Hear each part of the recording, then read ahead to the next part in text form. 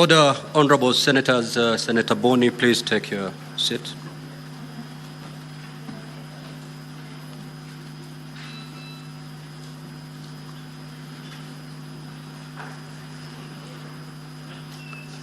Now, honourable senators, I did suspend the sitting of this House to allow Senior Counsel Paul Mwite for the Deputy President, one, to locate his client and report back at 5 so that we may proceed with these proceedings. Senior Counsel Paul Mwite, you may now inform the House so that we proceed.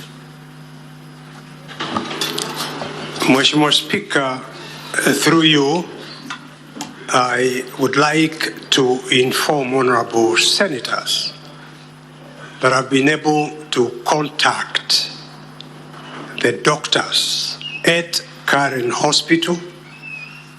There are a number of doctors, a team of doctors, who are looking after the Deputy President.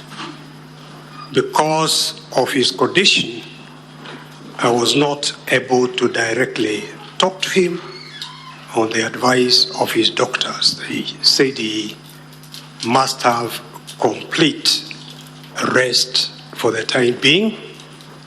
I was, however, informed by his doctors that he is currently suffering intense chest pains. I did not want to inquire beyond that, Mheshimiwa Speaker. But just in order to perhaps save the time of this Honorable House, let me, as I sit down, invite Mr. Speaker and the House to look at Article 145 of the Constitution, Article 6. Mheshimiwa Speaker, Article 6 of Article 145 says, if the special committee reports that the particulars of any allegation against the President, of course it applies for the Deputy President. If you go to B, have been substantiated, the Senate shall, after according the President an opportunity to be heard, vote on the impeachment charges. Mheshimiwa Speaker, we are aware that this Honorable Senate made a decision to hear the charges in plenary, so that what we are doing in these proceedings, I would suggest and submit we are proceeding under Article 6B. And under Article 6B, this House, by the Constitution, is obligated to accord the Deputy President an opportunity to be heard, which is why Rule 11 of the standing orders of this House specifically provides, Rule 11, where the National Assembly or the President chooses not to appear. And I would like to submit that the Deputy President has not chosen not to appear.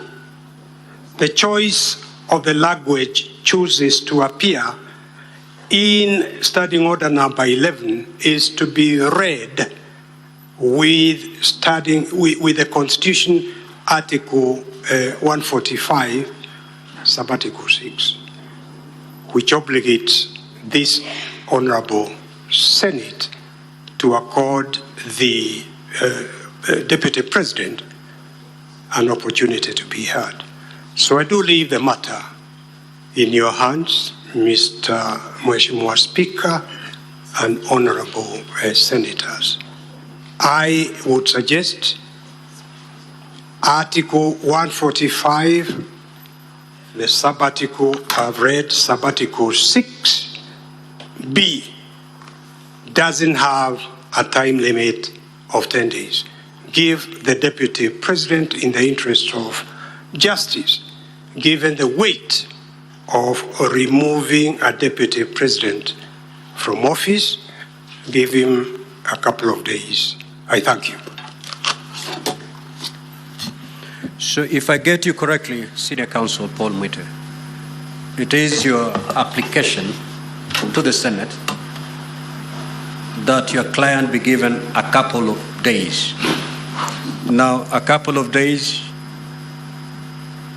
doesn't mean much. That is the application.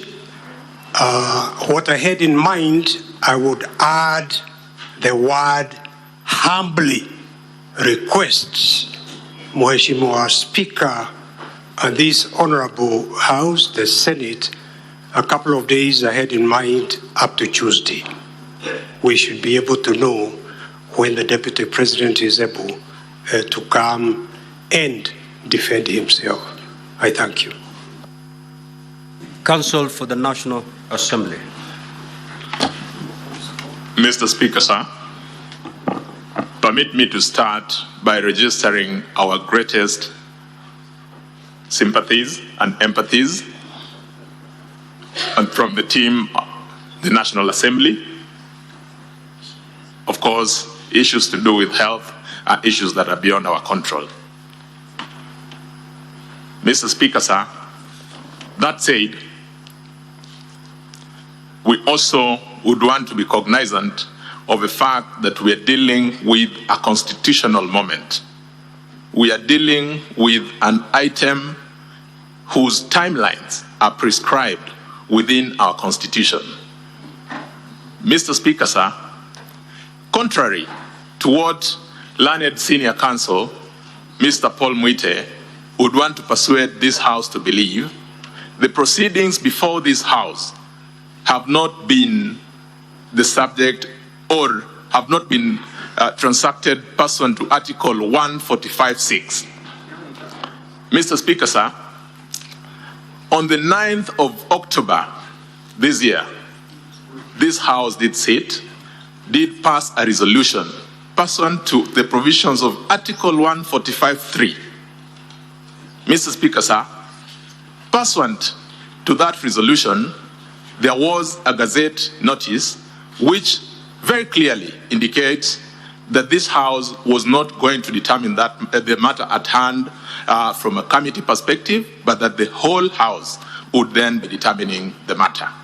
It then follows, Mr. Speaker, sir, that the provisions of Article 145(6) would not be applicable.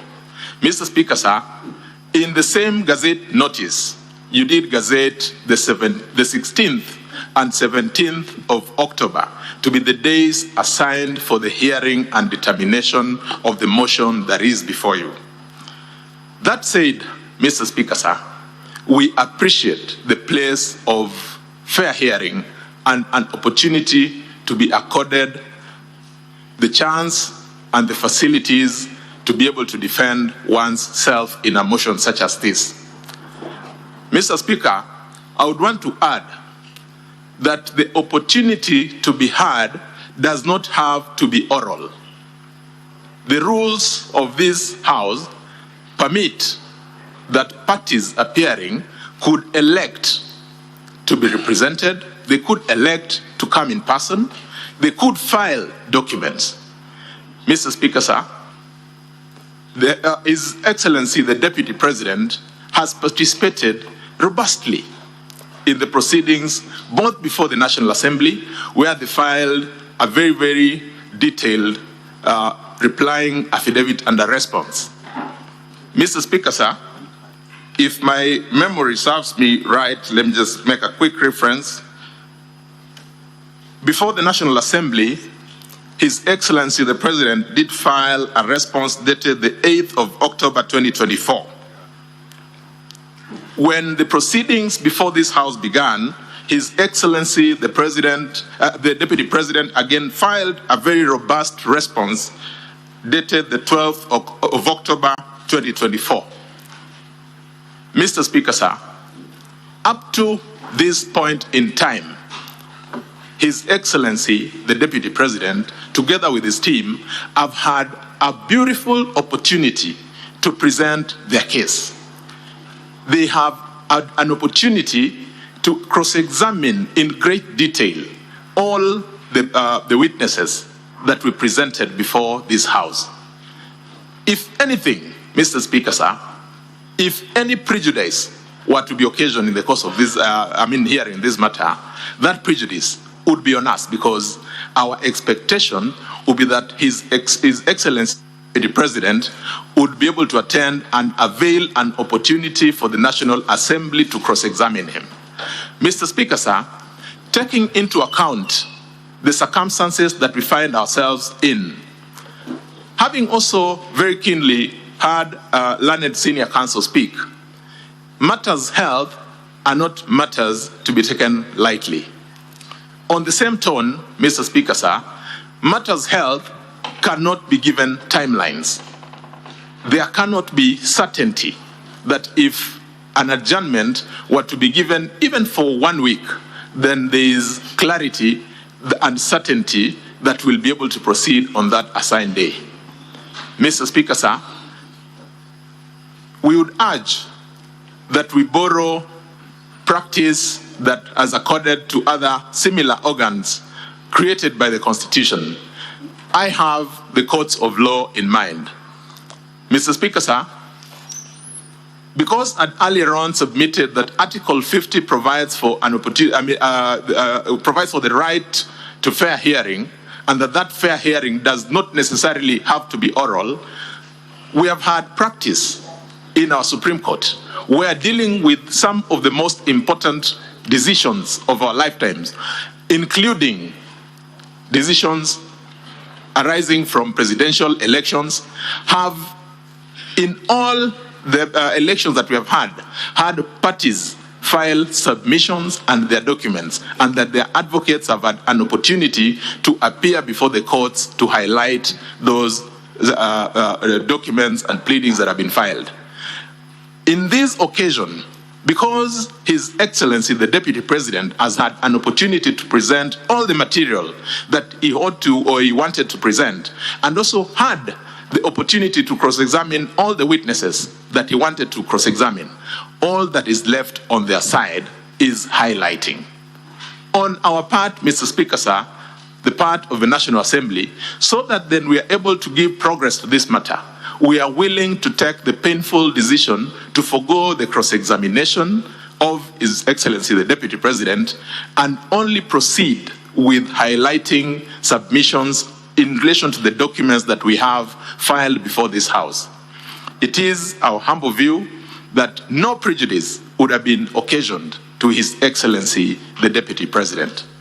Mr. Speaker, sir, we urge that if I had my learned senior colleague, Mr. Paul Mwite, senior counsel, well, he seemed to have been imploring this House to consider adjourning.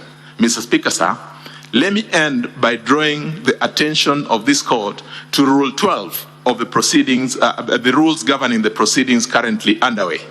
Mr. Speaker, sir, Rule 12 of those rules dictates that once the hearing has commenced, it shall proceed up to the end.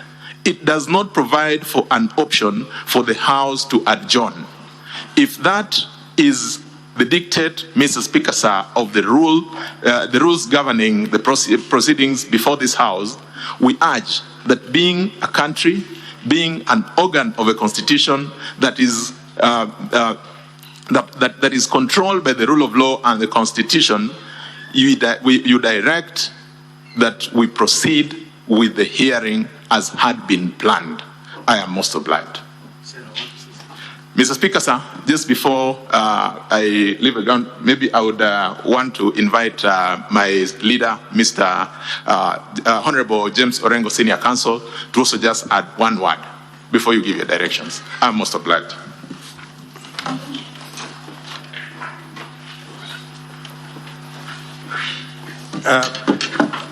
Mr. Speaker, just briefly, in these proceedings, we are governed by Article 145. And there is a very unique provision in Article 145 that you don't find in legislations to do with even litigation in the courts. But because the makers of this constitution knew that these proceedings are time-bound, there is under Article 145, Subarticle 5, a very important provision. And I think that article is not there for cosmetic value. That article is there to deal with a situation like we find ourselves in, because the makers of this constitution knew that when processes are time-bound, they must be a safety valve. Article 145, Subarticle 5, which applies mutatis mutandis in relation to the removal from office by way of impeachment of the Deputy President, states as follows. The President, and for that matter, it should be read, the Deputy President shall have the right to appear and be represented before the special committee during its investigation. Now, the point that I want to make, that not in a lot of legislation you find the right to be represented highlighted, because the Deputy President can elect to be represented either by his advocate or by him appearing in person, or having both the Deputy President and his advocate to appear. Now, I want to put before the Senate, because a lot of you have this problem a lot of time during the elections. If, in accordance with the election law, you are required to subscribe your nomination papers on a certain day, and you fail it, you're running for president or deputy president, and you're told that you must present your nomination papers on a certain day, as it is there in the law, would you feign sickness and fail to represent your nomination papers on that particular day? And I can tell you, if you fail to do so, the law will not give you any accommodation. You'll be out, and there are a lot of decisions on this matter. I want to talk to this Senate very frankly, that Senior Counsel Mwite was basically giving evidence. He has not told us where, or if he has told us, the medical institution where the Deputy President is. But for the Deputy President to fail to bring evidence, credible evidence before the House, that he's been admitted, even that evidence that has been admitted to a medical institution, we don't have it. We would rely on the evidence from my senior counsel, Paul Mwite. That is evidence.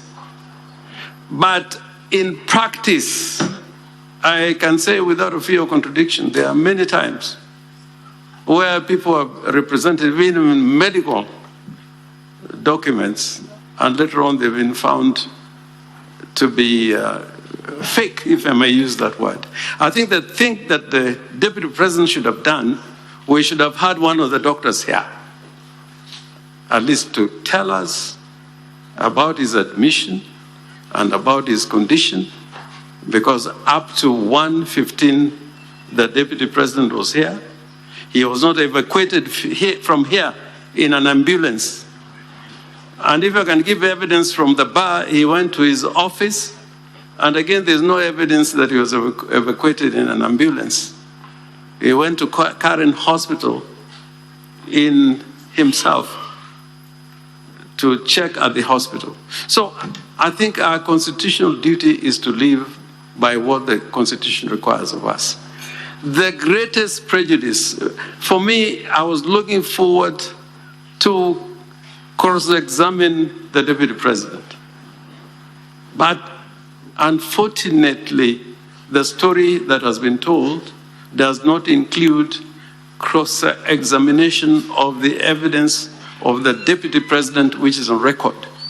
But because we are time-bound, and as my London friend Eric Gumba said, we are prepared to go by the evidence in record. The prejudice is to us.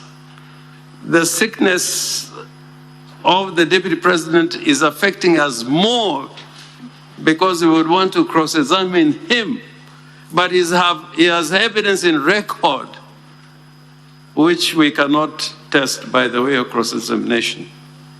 And there's no assurance that on Tuesday, the Deputy President would be here. Finally, we can also say from here that there are many cases that have been filed all over, including in Malindi today,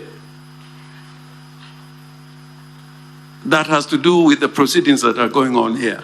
So I am in a position to say that this health condition in which the Deputy President is, and I sympathize, may be opportunistic in the absence of medical evidence from a doctor. It may be opportunistic.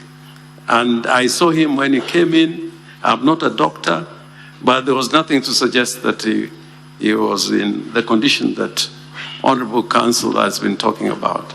So do the senators now turn into a jury to make a decision on the basis of evidence presented from the bar by senior counsel without no documentary proof of where the Deputy President is and what ailments is suffering for?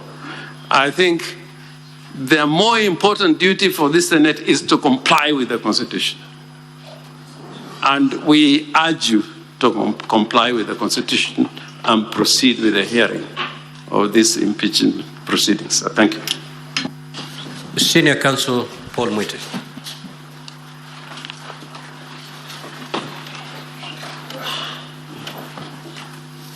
Mheshimiwa Speaker, honorable senators, we all live in Kenya,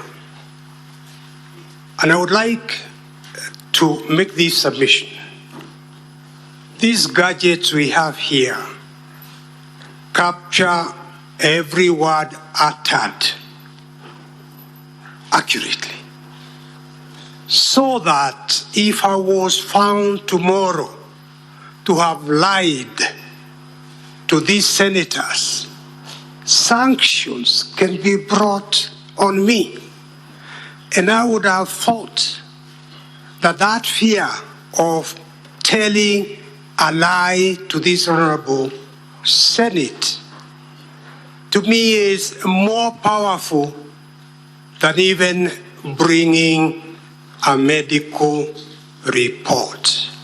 We've had many medical reports generated outside hospitals. We see them in courts almost on a daily basis. Mheshimiwa Speaker, you will remember the rush that was there when I was asking to be given up to 5 p.m. And it was a rush. Was I to fail to come back to this honorable house at 5 p.m., waiting for a medical report when the doctors there are busy attending to their patient, the Deputy President. Medical reports, I can bring. If I've told lies, that is something that can be established. And my learned friend, Mheshimiwa Honorable Orengo, talks about giving evidence from the bar. When I was learning, they are seated down when he's giving evidence from the bar about some cases filed in Malindi that I'm not aware of. Perhaps he should have given us a copy of that. Mheshimiwa Speaker, Article 145, Sub-Article 6 is clear, and I do not want to take time of this august House, Senate. Going back to it, it applies, and I would plead with you and with honorable senators to give us until Tuesday to see whether the Deputy President will be well enough. No one decides when to get sick and when not to get sick. I am sure many honorable senators here will have a story of their shock because of having spent an evening with somebody, then the following day they hear that the person is gone. Yet that person was looking good and healthy. Let's be humane. Let's be compassionate. Tuwe na utu kidogo. Tuesday, the heavens are not falling down to join with the earth. I thank you, Mheshimiwa Speaker. Senior Counsel Paul Mwite, there is a hypothetical question that was raised by Senior Counsel Orengo. Assuming, and it's just an assumption, assuming the Senate is inclined to grant your client up to Tuesday, and by Tuesday, your client is unable to attend Senate, what then will be the way forward? Mheshimiwa Speaker, I would submit the best thing is for this honorable House, honorable Senate, to make a decision on facts rather than assuming what may or may not happen. Point number one. Point number two, Mheshimiwa Speaker, is the importance of honorable senators seeing with their own eyes how a witness with his stands cross-examination. There are many times when different impressions will be given by a written document, and yet when cross-examination takes place, individuals change their minds. One can only make a decision on whether this witness is believable or not believable when they see his demeanor in person. So there is nothing to replace orality through cross-examination.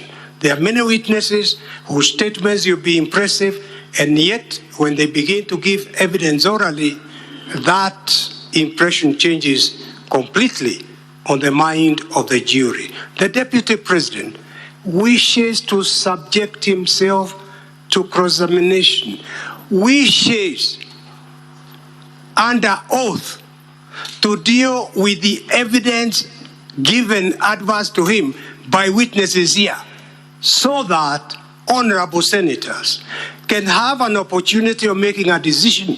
Is it the Deputy President we shall believe, or is it those other witnesses?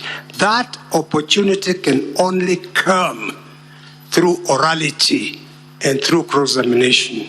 So what this House elects to do, that decision, this House, Mheshimiwa Speaker, they will make on Tuesday. I am always an optimist.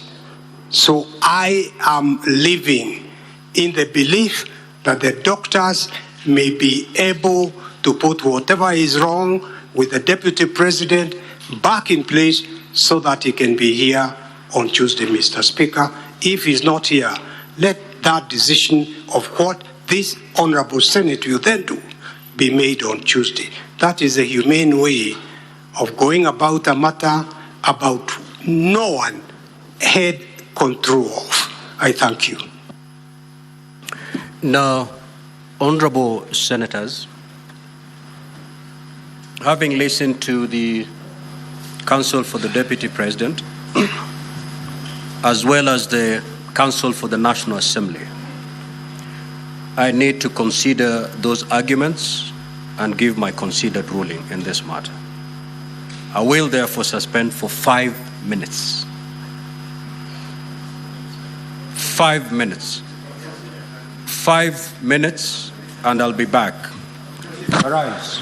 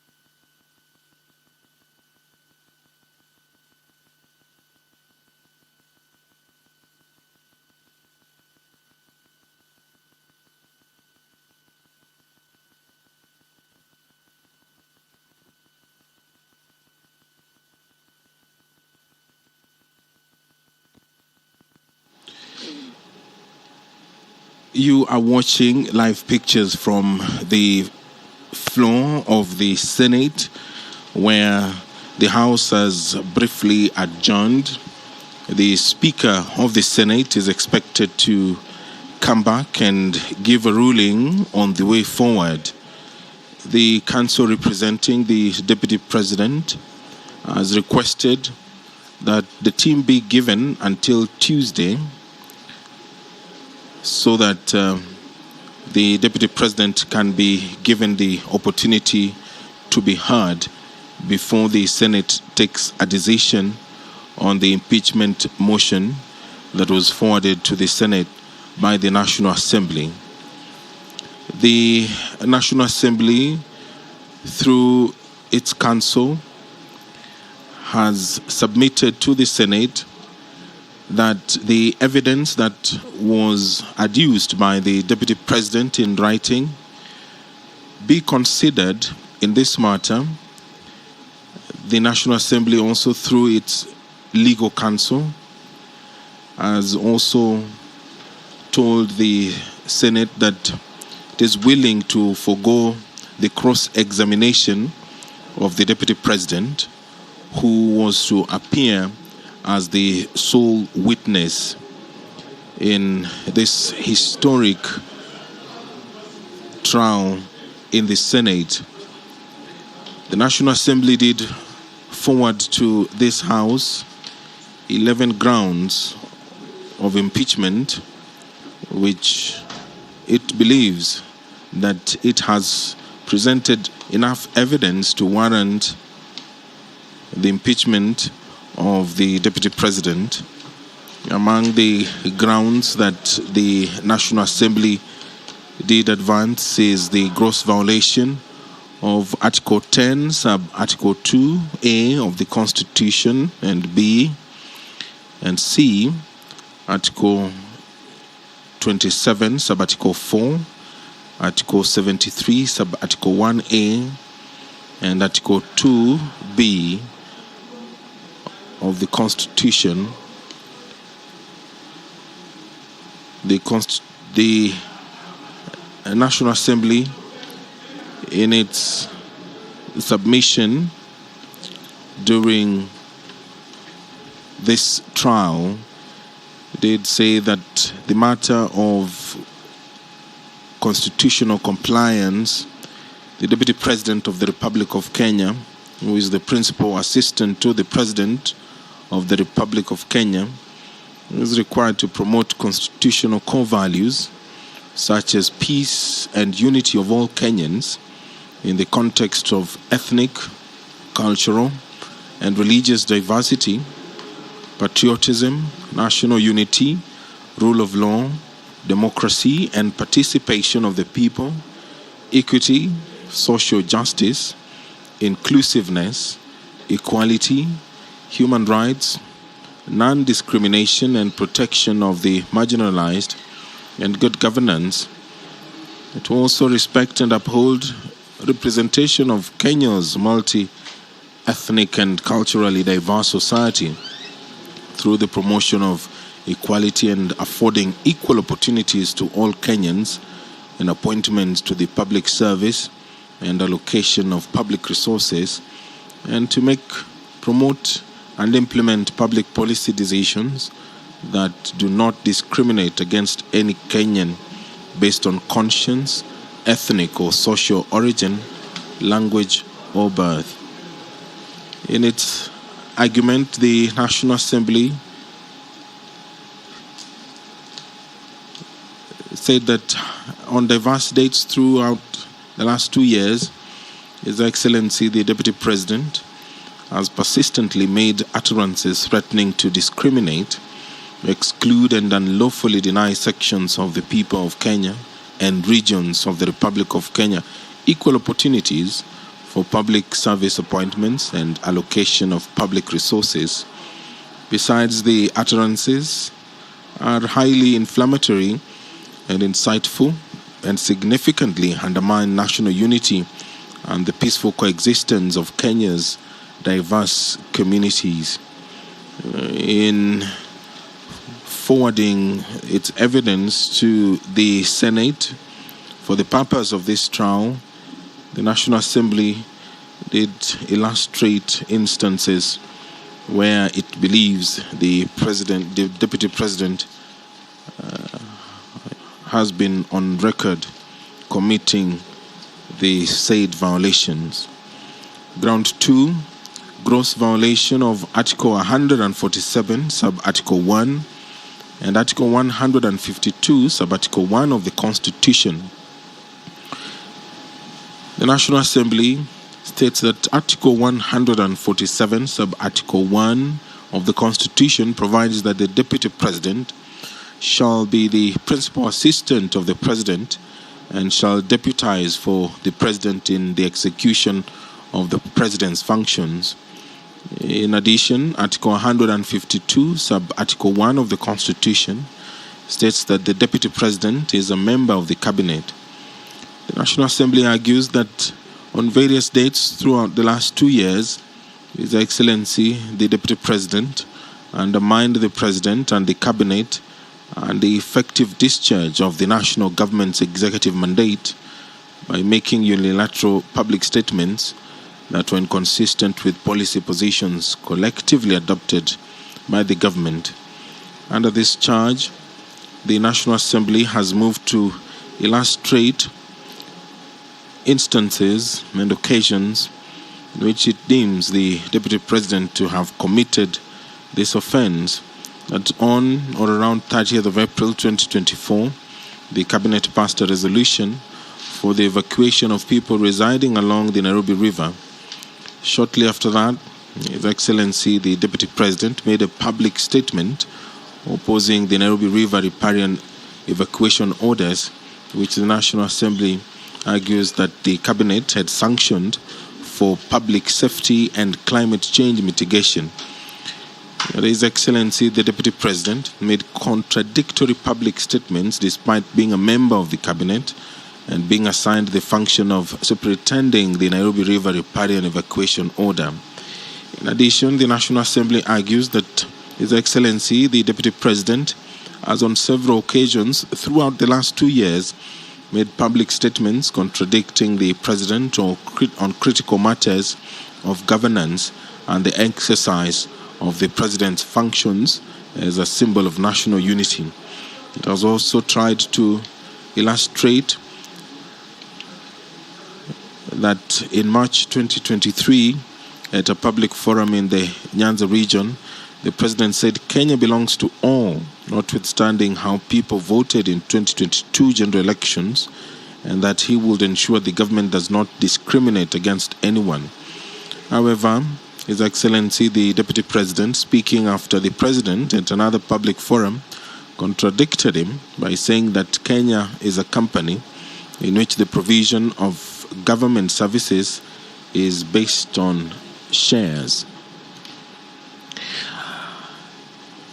That His Excellency, the Deputy President, has made numerous other utterances at public forums where he publicly restates the division narrative that Kenya is a company in which the rights of citizens are based on shares determined by how various ethnic communities voted in the 2022 general election.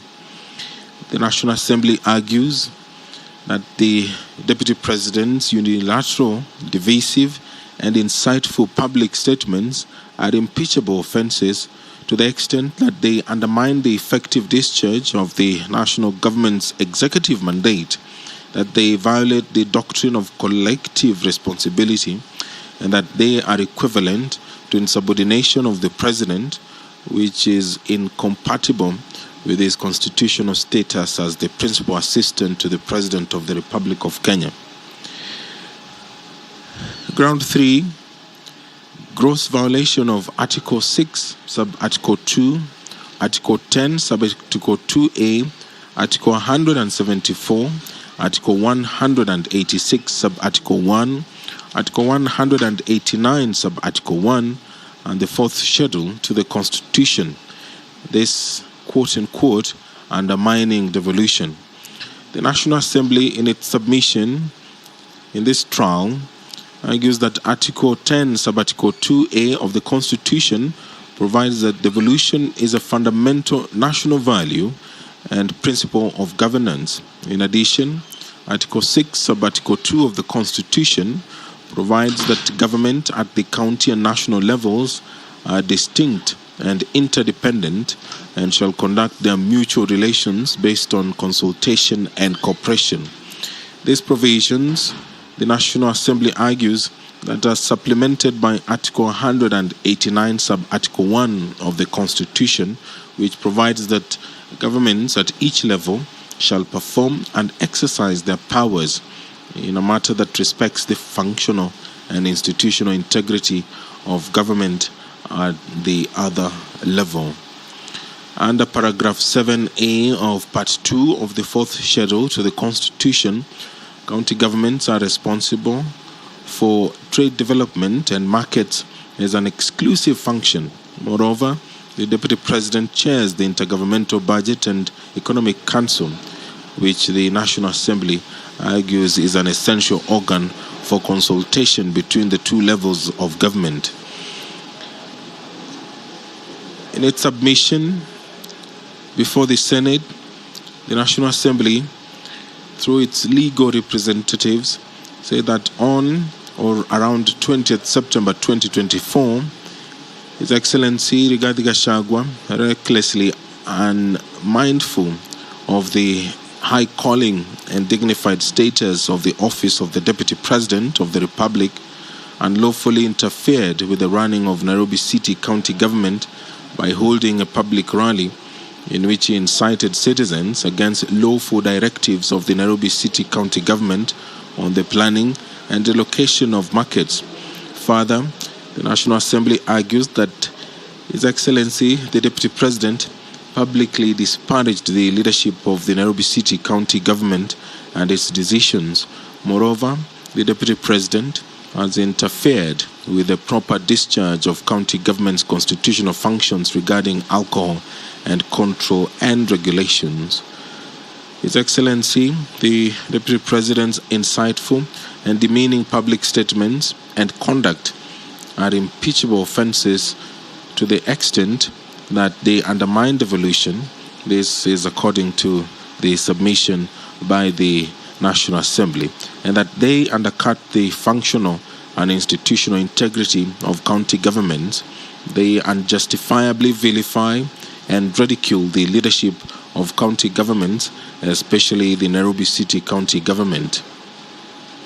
Consequently, His Excellency Rigathi Gachagua, according to the National Assembly, has grossly violated Article 6, Sub-Article 2, Article 10, Sub-Article 2A, Article 174, Article 186, Sub-Article 1, and Article 189, Sub-Article 1 of the Constitution, as read with the fourth schedule to the Constitution. Ground 4, the National Assembly accuses the Deputy President of gross violation of Article 160, Sub-Article 1 of the Constitution, which talks about the undermining of institutional and decisional independence of judges. In its submission, the National Assembly argues that Article 160, Sub-Article 1 of the Constitution provides that the judiciary shall be subject only to this Constitution and the law, and shall not be subject to the control or direction of any person or authority. Many international law instruments, treaties, and principles require the guarantee of the judiciary's independence and require all government officers and institutions to respect and observe it.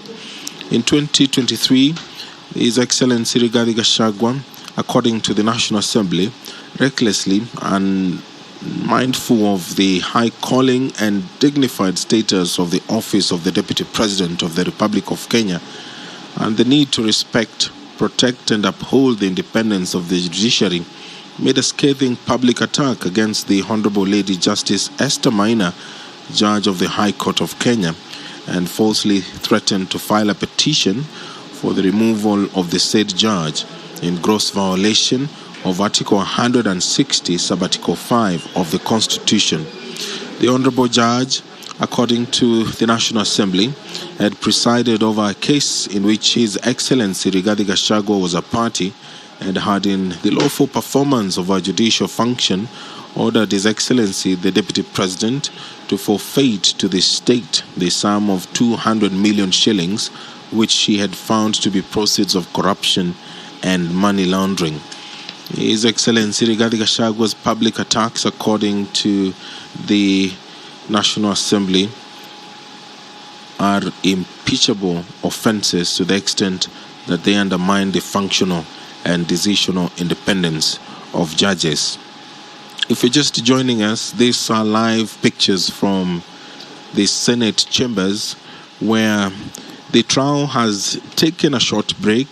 The Speaker has gone to draw a ruling on the way forward for this trial, where the Deputy President has been unable to appear to take to the witness stand.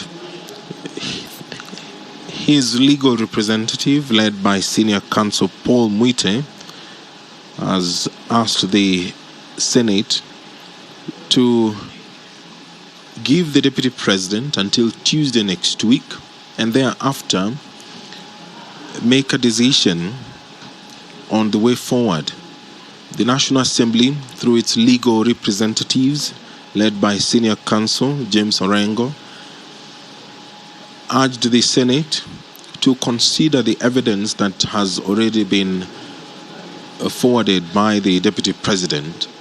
Quoting the law, the National Assembly, through its legal representatives, argued that having forwarded the evidence in writing, there may be no need to have the Deputy President give his account. The team argued that this Senate can make a decision on that, and it is willing to forego the cross-examination of the witness, who is the Deputy President of the Republic of Kenya. So we are waiting for the Speaker to make a ruling on this request by the Council representing the Deputy President. Ground 5 of the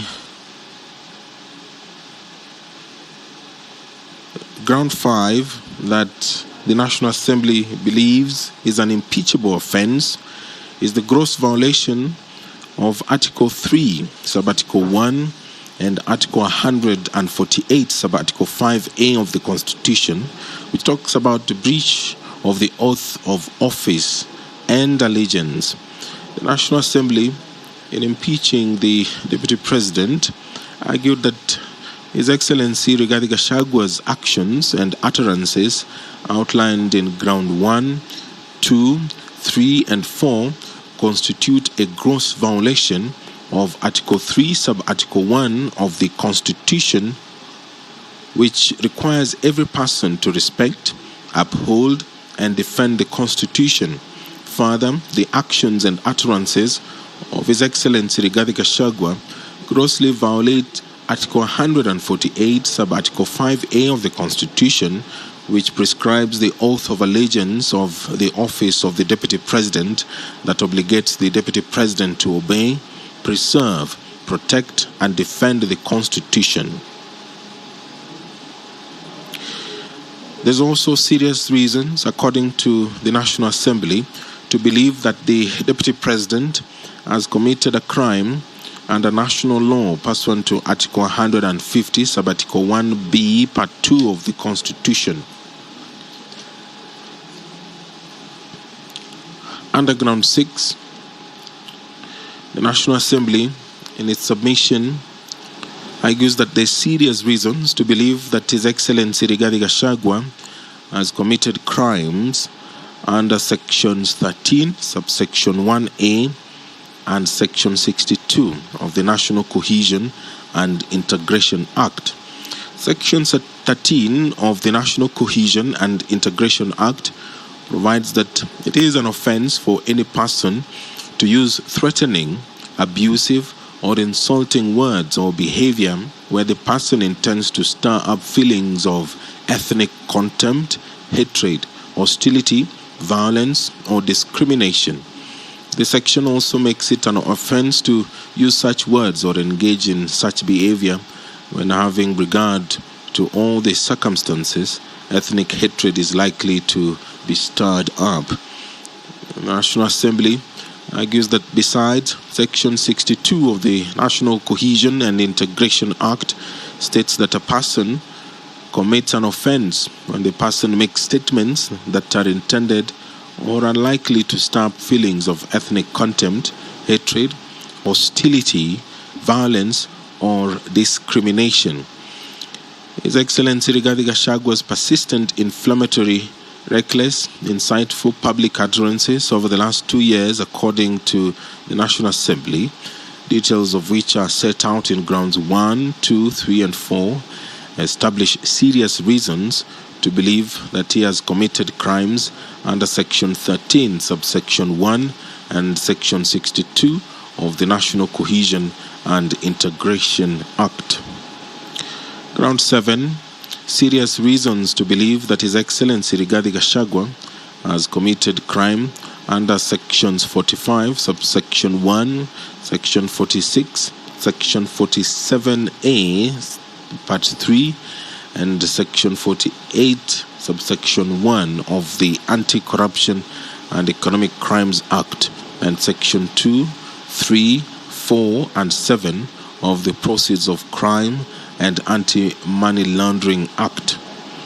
But for the past 2 years, His Excellency, the Deputy President, has inexplicably amassed a humongous property portfolio estimated at 5.2 billion shillings, primarily from proceeds of corruption and money laundering. The value of the property and wealth that His Excellency Rigathi Gachagua has acquired, according to the National Assembly, over the last 2 years, is incompatible with his non-legitimate income, that is 12 million shillings per annum or thereabouts. That His Excellency Rigathi Gachagua has acquired the above-mentioned property and wealth using his 2 sons, Kevin Rigathi Gachagua, or Kevin Gachagua, and Keith Ikenu Rigathi, and other close family members and associates as proxies. The National Assembly argues that His Excellency Rigathi Gachagua and his proxies, especially the 2 sons, have used a number of companies to massively launder money, conceal proceeds of crime, corruption, and benefit from influence peddling. Any time from now, we will hand you over to the live proceedings of the Senate, where we do expect in a couple of moments the Speaker of the Senate will walk into the chambers to deliver that much-awaited ruling on the way forward. The senators are making their way into the chamber, taking their seats, signaling probably the imminent arrival of the Speaker of the Senate. Just a quick recap.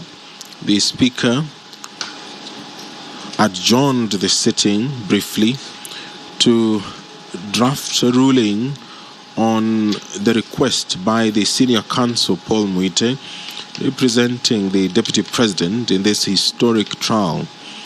The Senior Counsel told the Senate that the Deputy President had fallen ill and he had been in contact with his doctors at the current hospital, and he also did indicate that he didn't speak directly to the Deputy President on orders by the doctors who are continuing to examine the Deputy President.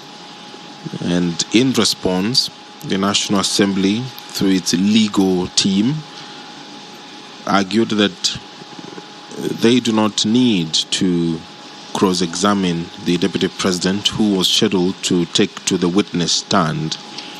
But the Senate should consider using the evidence presented by the Deputy President in his submission to make a decision. The National Assembly, through its legal representatives, argued that the matter before the Senate has strict timelines, and so it should be dispensed with. And that is the decision that we are now waiting for the Speaker to make. Ground 8 is serious reasons to believe that His Excellency Rigathi Gachagua has committed crimes under Section 132 of the Penal Code and Section 29 of the Leadership and Integrity Act. That His Excellency Rigathi Gachagua has continuously misled members of the public through false malicious, divisive, and insightful remarks that are contrary to the provisions of Section 132 of the Penal Code and Section 29 of the Leadership and Integrity Act. The National Assembly has illustrated in its submission to this trial that sometime in January 2024, His Excellency Rigathi Gachagua made a sensational but false accusation that Honorable Justice Esther Maina, Judge of the High Court of Kenya, had engaged in corruption. He publicly, according to the National Assembly, said he would present a petition for the removal of the said judge, which he has not done to date. But this was amended during cross-examination yesterday of the mover of this motion, Honorable Ekamas Mwenge Mutuse, who said that he has been made aware that the Deputy President has indeed presented a petition for the removal of the said judge. There on your screen is the clerk of the Senate. And now we await for the arrival of the Speaker of the Senate. Currently, the bell is being rung, and we now await the arrival of the Speaker. Ground 9.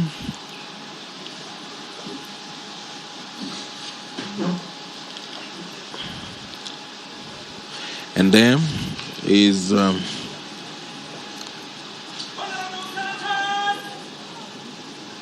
Speaker of the Senate, who is now walking into the chambers.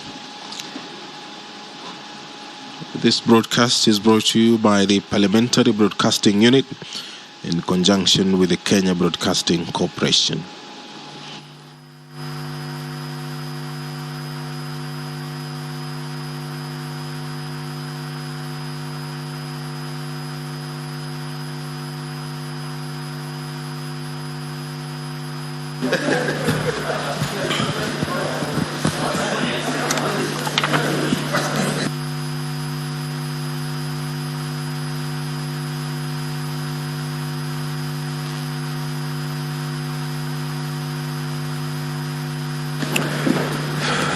Order, honorable senators.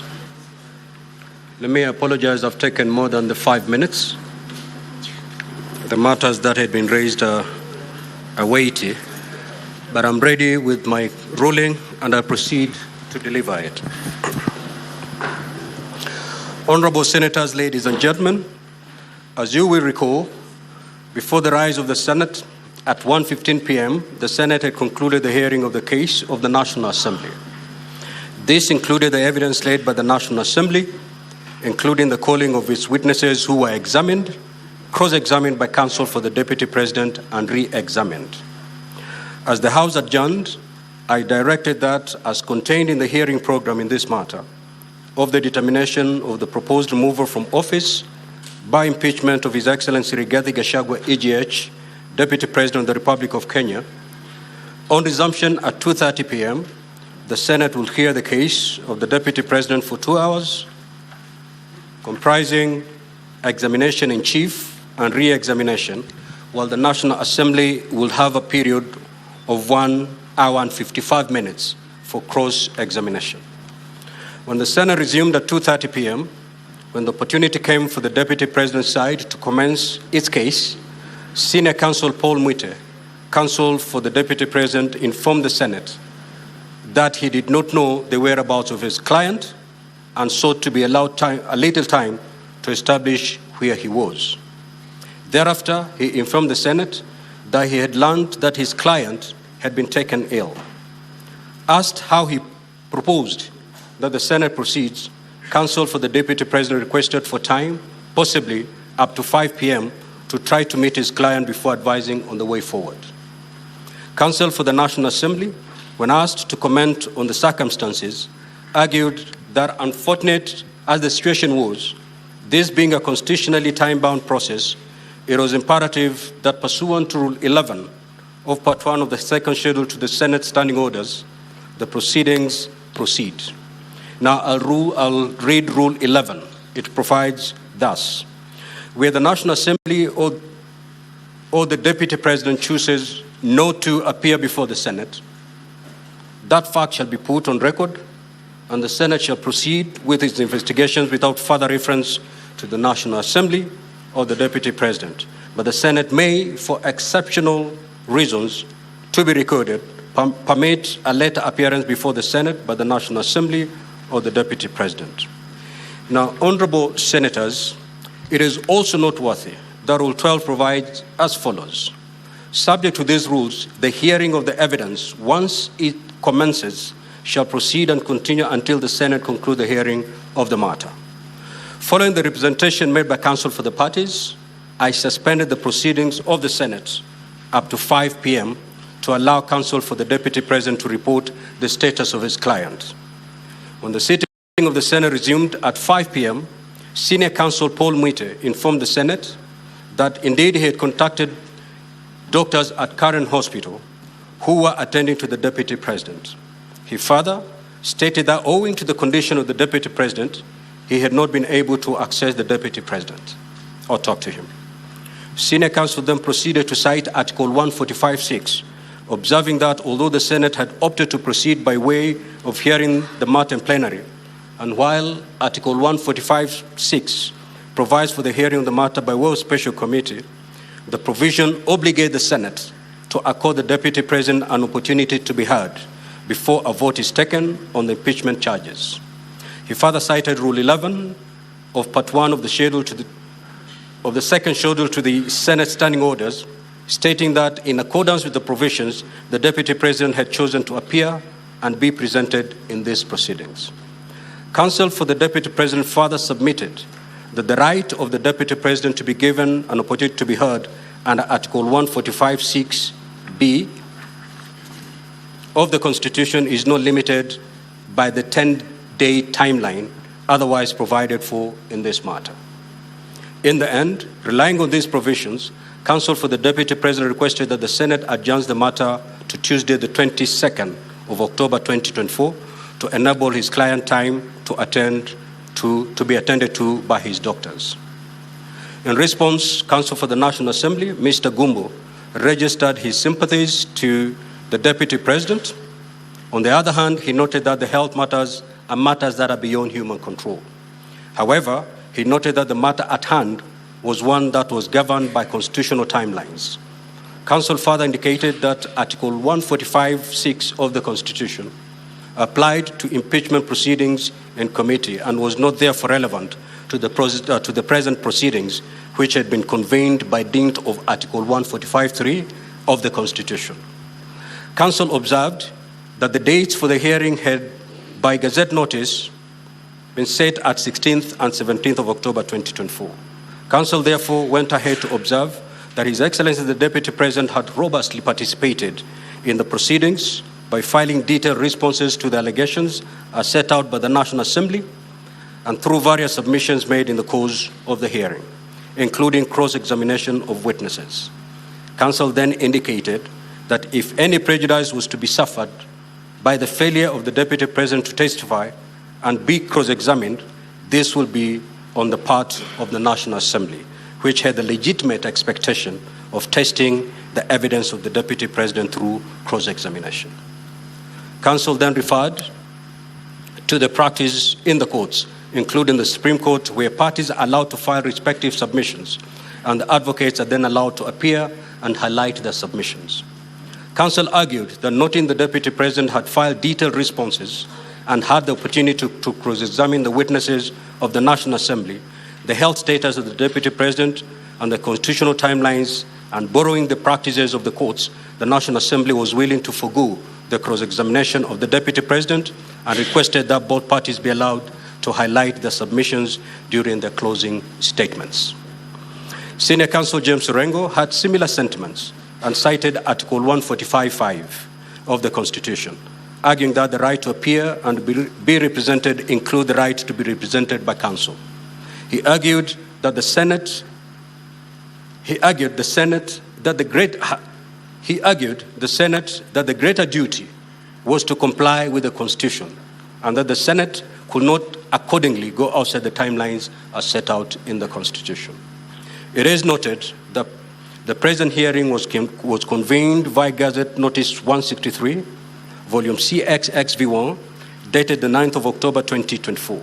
Via that Gazette Notice, I appointed Wednesday, 16th October 2024, as the date for the commencement of the hearing, and further that the hearing will run up to the conclusion of the hearing on Thursday, the 17th of October 2024. As presently convened, therefore, today at midnight, unless midnight finds the Senate in the course of division, marks the end of the period for the hearing of the present impeachment matter. As this process is time-bound by the Constitution to be concluded in not more than 10 days, pursuant to Article 145 as read together with Article 150 of the Constitution, and noting that the period provided for ends on Saturday, the 19th of October 2024, the only window open to the Senate, if it so oblige the request for adjournment sought by counsel for the Deputy President, will be to gazette Saturday, the 19th of October 2024 as a further and final day for hearing of this matter. Now, honorable senators, ladies and gentlemen, such a request is not made to the Speaker, but to the Senate, and is accordingly a matter for the Senate to determine. To facilitate this decision, I direct the Clerk of the Senate to circulate a supplementary order paper incorporating a notice of motion and a motion for adjournment sought. This being a procedural matter, the motion, if carried, will result in the Speaker gazetting Saturday, the 19th of October 2024 as a sitting day to conclude the hearing and determination of this matter, this being the last day allowed by the Constitution of Kenya for these proceedings to conclude. Needless to say, if the motion is not carried, the decision of the Senate will be that this hearing continues to conclusion in the manner provided for under Rule 12. In such event, the hearing will continue as set out in the program, with the parties moving to make their closing statements. Now, honorable senators, ladies and gentlemen, in conclusion, let me take this opportunity on my own behalf and on behalf of the Senate to convey our sincere sympathies and best wishes for a quick recovery to His Excellency Rigathi Gachagua, EGH, the Deputy President of the Republic of Kenya.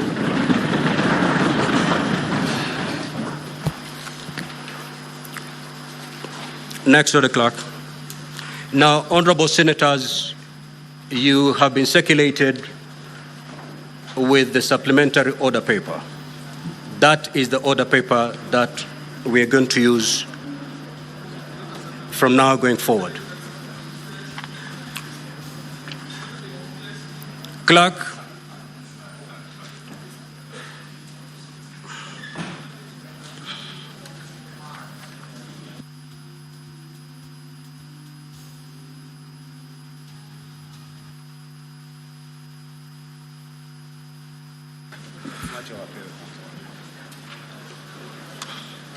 now, honorable senators, this being a procedural motion, you don't need to give notice. So when the order is read out, the majority leader will be called upon to move.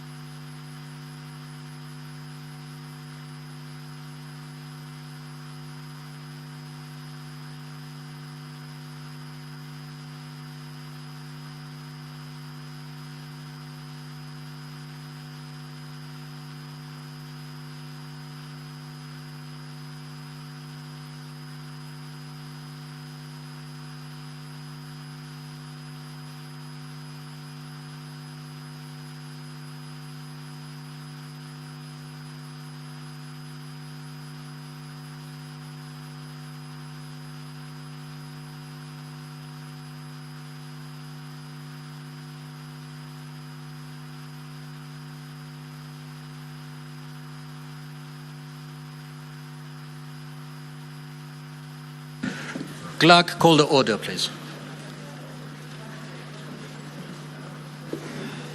Honorable Senators, please let us be seated.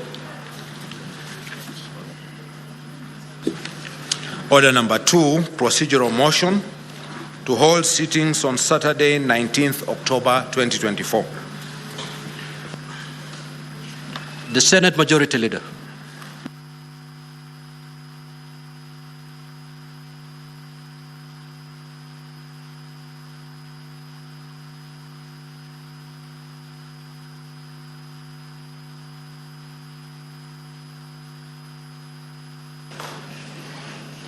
Mr. Speaker, sir, I rise to move this procedural motion, which is for the Senate to hold sittings on Saturday, the 19th of October 2024. That aware that the National Assembly on the 8th of October 2024 resolved with the support of 282 members, being at least two-thirds of all the members of the National Assembly, that pursuant to the provisions of Article 145(2), as read with Article 151(b) and 2 of the Constitution and the Standing Order 65(2) of the National Assembly Standing Orders, His Excellency Rigathi Gachagua, EGH, Deputy President of the Republic of Kenya, be removed from office by impeachment on the ground specified in the motion. Whereas by letter reference NA/DLP/TBO/MTS/2024-025, dated the 8th of October 2024 and received in the office of the Speaker of the Senate on the 9th of October 2024, and on the 9th of October 2024, the Speaker of the National Assembly informed the Speaker of the Senate of the approval of the special motion by the National Assembly and further forwarded to the Speaker of the Senate documents in evidence of the proceedings of the National Assembly.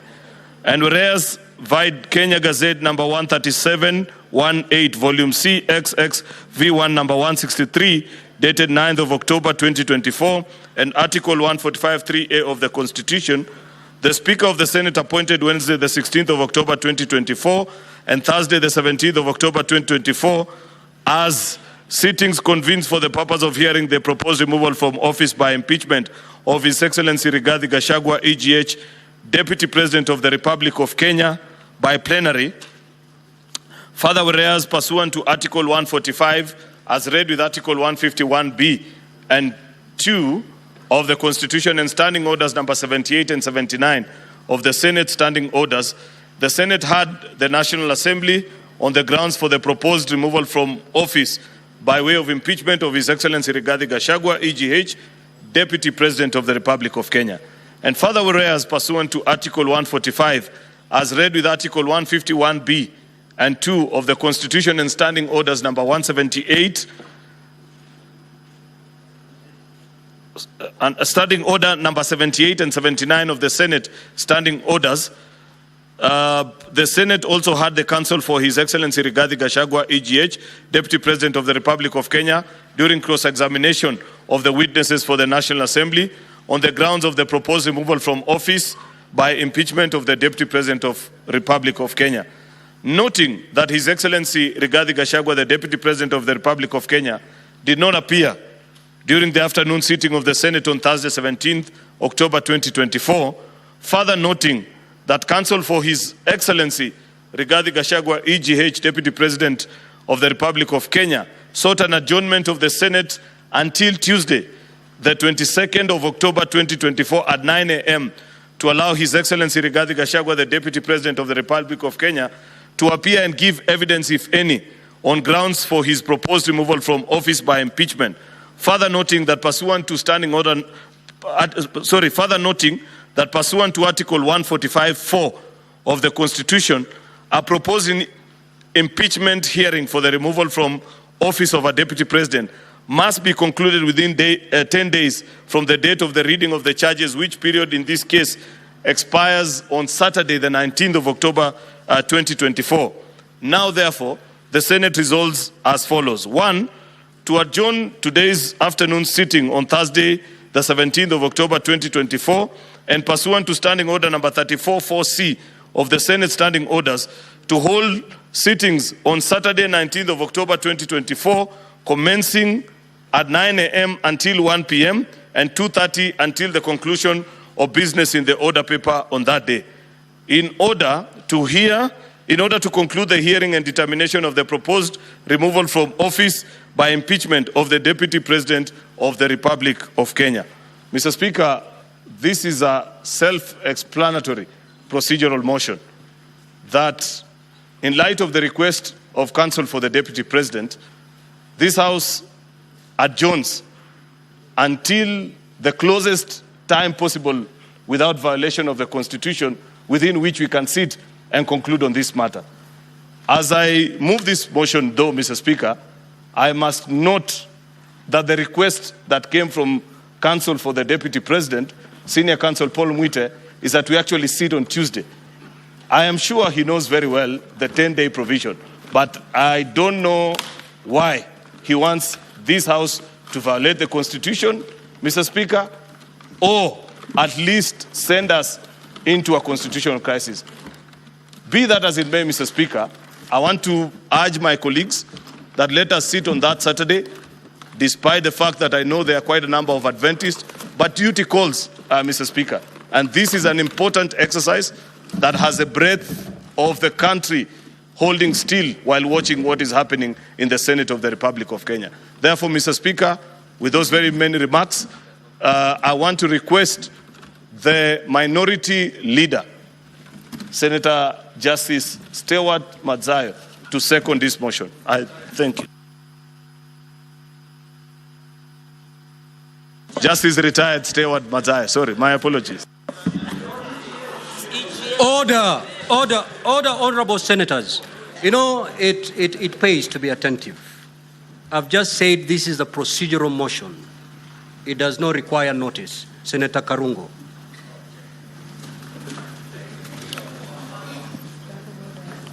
Asante Mheshimiwa Spika. Kwanza nataka kuunga mkono hoja hii ya kwamba tuweze pia kupata nafasi ya kuweza kuketi ama kusikiza maoni haya siku ya Jumamosi, kuanzia leo mpaka Jumamosi, kupewa nafasi hiyo. Bwana Spika, tunaelewa ya kwamba hii ni kesi muhimu sana na macho yote katika nchi hivi sasa yanaegezwa katika bunge la Senate. Nataka kumpatia pole sana kupitia kwa wakili ambaye ni senior counsel wetu na ni wakili mkubwa katika Kenya, ndugu yangu Paul Mwite, kwamba yule client wako amekuwa mgonjwa wakati huu. Najua ni ugonjwa ni kitu cha Mwenyezi Mungu. Hatuwezi sisi tukasema ya kwamba mtu hawezi kuwa mgonjwa. Mtu yote anaweza kuwa mgonjwa. Kwa hiyo nataka umpatie pole. Senate imempatia pole na kwamba tunamtakia kila laheri aweze Mwenyezi Mungu kumpatia nafuu, alafu tuweze kumpata hapa. Bwana Spika, tuko katika panda mbili hivi sasa. Ni mgonjwa na tuendelee, ama ni mgonjwa na tusiendelee. Tumpatie nafasi. Kama binadamu naweza kusema kwamba ni nafasi nzuri tuonyeshe binadamu kama maseneta ama nyumba ya Senate, kwamba tumpatie nafasi ya yeye akiwa yuko hospitali aweze kuweza kupata nafuu katika matibabu yake. Bwana Spika, mswada huu umekuja wakati mzuri na kwamba tunaweza kumpatia hiyo nafasi. Naunga mkono hoja hii. Asante sana Bwana Spika. Now, honorable senators, I'll proceed to propose a question,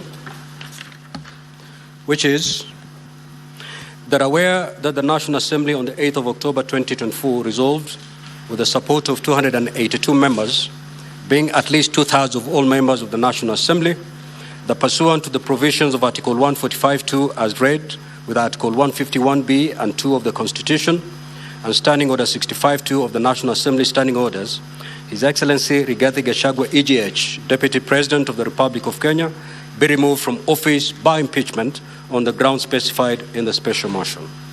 Whereas by a letter reference NA/DLP/TBO/MTS/2024 into brackets 025 dated the 8th of October 2024, and received in the office of the Speaker of the Senate on the 9th of October 2024, the Speaker of the National Assembly informed the Speaker of the Senate of the approval of the special motion by the National Assembly and further forwarded to the Speaker of the Senate documents in evidence of the proceedings of the National Assembly. And whereas Vide Kenya Gazette number 13178, volume CXX V1, number 163, dated the 9th of October 2024, and Article 145.3a of the Constitution, the Speaker of the Senate appointed Wednesday, the 16th of October 2024, and Thursday, 17th of October 2024, as sittings convened for the purpose of hearing the proposed removal from office by impeachment of His Excellency Rigathi Gachagua, EGH, Deputy President of the Republic of Kenya, in plenary. Further, whereas pursuant to Article 145, as read with Article 151b and 2 of the Constitution, and Standing Orders 78 and 79 of the Senate Standing Orders, the Senate heard the National Assembly on the grounds for the proposed removal from office by impeachment of His Excellency Rigathi Gachagua, EGH, Deputy President of the Republic of Kenya. And further, whereas pursuant to Article 145, as read with Article 151b and 2 of the Constitution and Standing Orders 78 and 79 of the Senate Standing Orders, the Senate also had counsel for His Excellency Rigathi Gachagua, EGH, Deputy President of the Republic of Kenya, during cross-examination of the witnesses for the National Assembly on the grounds for the proposed removal from office by impeachment of the Deputy President of the Republic of Kenya. Noting that His Excellency Rigathi Gachagua, EGH, Deputy President of the Republic of Kenya, did not appear during the afternoon sitting of the Senate on Thursday, the 17th of October 2024. Further, noting that counsel for His Excellency Rigathi Gachagua, EGH, Deputy President of the Republic of Kenya, sought an adjournment of the Senate until Tuesday, the 22nd of October 2024 at 9 a.m. to allow His Excellency Rigathi Gachagua, EGH, Deputy President of the Republic of Kenya, to appear and give evidence, if any, on the grounds for his proposed removal from office by impeachment. Further, noting that pursuant to Article 145.4 of the Constitution, a proposed impeachment hearing for the removal from office of a Deputy President must be concluded within 10 days from the date of the reading of the charges, which period in this case expires on Saturday, the 19th of October 2024. Now, therefore, the Senate resolves the following: to adjourn the afternoon sitting of Thursday, 17th October 2024, and pursuant to Standing Order 34.4c of the Senate Standing Orders, to hold sittings on Saturday, the 19th of October 2024, commencing at 9 a.m. until 1 p.m. and 2:30 p.m. until conclusion of business in the order paper of the day, in order to conclude the hearing and determination of the proposed removal from office by impeachment of the Deputy President of the Republic of Kenya. Now, honorable senators, we have been here before. This is a procedural motion. We rarely debate procedural motions. It's either we agree with it or we don't agree with it. And therefore, with your consensus, I may move to put the question. Very well. I will now proceed to put the question. That aware that the National Assembly on the 8th of October 2024 resolved with the support of 282 members, being at least 2/3 of all members of the National Assembly, that pursuant to the provisions of Article 145.2, as read with Article 151b and 2 of the Constitution, and Standing Order 65.2 of the National Assembly Standing Orders, His Excellency Rigathi Gachagua, EGH, Deputy President of the Republic of Kenya, be removed from office by impeachment on the grounds specified in the special motion.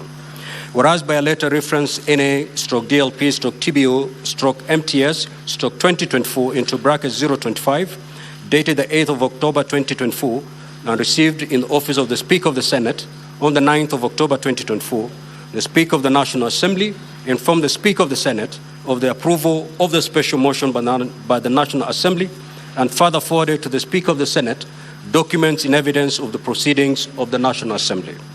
And whereas Vide Kenya Gazette number 13178, volume CXX V1, number 163, dated the 9th of October 2024, and Article 145.3a of the Constitution, the Speaker of the Senate appointed Wednesday, the 16th of October 2024, and Thursday, 17th of October 2024, as sittings convened for the purpose of hearing the proposed removal from office by impeachment of His Excellency Rigathi Gachagua, EGH, Deputy President of the Republic of Kenya, in plenary. Further, whereas pursuant to Article 145, as read with Article 151B and 2 of the Constitution and Standing Orders 78 and 79 of the Senate Standing Orders, the Senate had the National Assembly on the grounds for the proposed removal from office by impeachment of His Excellency Rigathi Gachagua, EGH, Deputy President of the Republic of Kenya. And further, whereas pursuant to Article 145, as read with Article 151B and 2 of the Constitution, and Standing Order 78 and 79 of the Senate Standing Orders, the Senate also had counsel for His Excellency Rigathi Gachagua, EGH, Deputy President of the Republic of Kenya, during cross-examination of the witnesses of the National Assembly on the grounds of the proposed removal from office by impeachment of the Deputy President of the Republic of Kenya.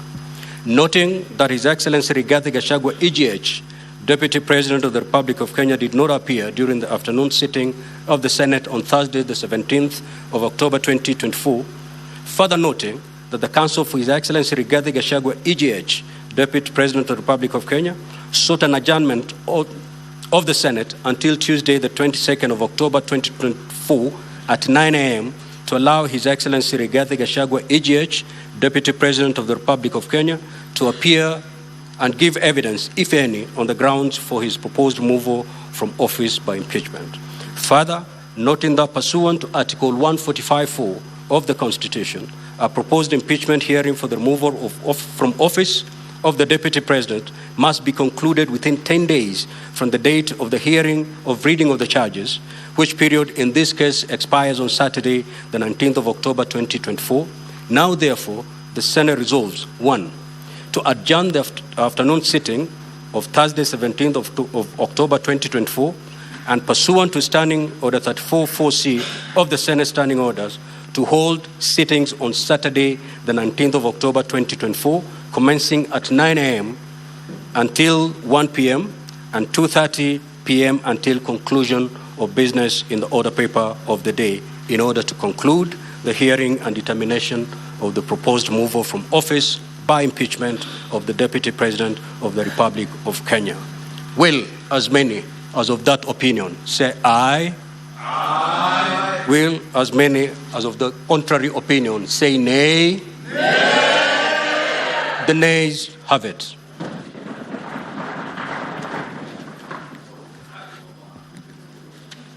Now, honorable senators, the motion having been defeated, we will proceed with the hearing program as had been circulated this afternoon, in which case then we will move to closing statements by the parties.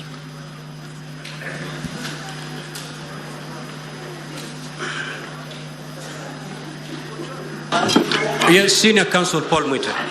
Mheshimiwa Speaker, through you, let me recognize the right of this Honorable Senate to decide any issue, any question put to it democratically, which, Mr. Speaker, is what has happened. Arising from that decision of this Honorable Senate, Mr. Speaker, we as the legal team representing the Deputy President are not able to continue appearing without instructions. So we humbly and with a lot of respect take your leave, Mr. Speaker, and the leave of this Honorable House. Thank you.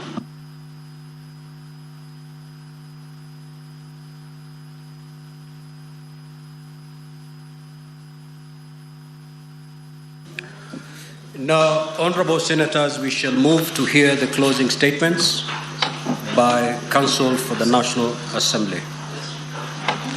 Clerk, you may now proceed to read the order. Order number 3, hearing and determination on the proposed removal from office by impeachment of His Excellency Rigathi Gachagua, EGH, Deputy President of the Republic of Kenya. Counsel for the National Assembly, the floor is yours. You have up to 60 minutes. Thank you very much, Mr. Speaker, sir. Statement. On behalf of the National Assembly, we have a total of 4 advocates who would be sharing the time that is allocated to us. Leading the pack, Mr. Speaker, sir, is Senior Counsel Otiende Amolo, to whom I will cede the floor.